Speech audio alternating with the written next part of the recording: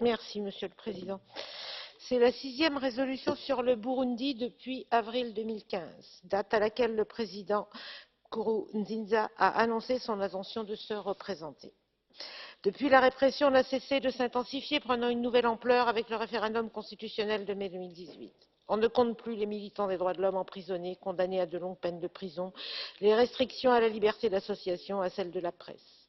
La commission d'enquête des Nations unies dénonce durement violences politiques, arrestations arbitraires, exécutions extrajudiciaires. Les Imbonerakure, les jeunes de la Ligue du parti au pouvoir, sont de plus en plus militarisés, radicalisés. Ils sont les principaux responsables de cette montée des violences et des exactions. Le fragile procédure d'Arusha est plus que jamais menacé, notamment en raison de l'ethnicisation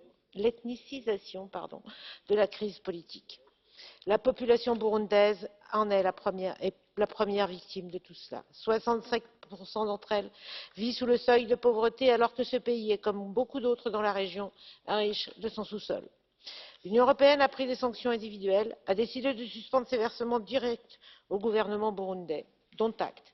Il y a urgence à agir avant les élections de 2020 et à veiller, à tout faire pour que le président Nkurunziza s'en tienne enfin à sa parole de ne pas se représenter.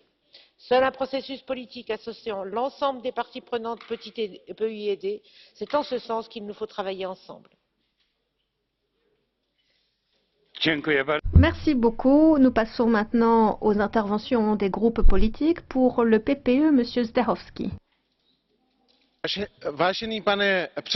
Merci. Merci, Monsieur le Président.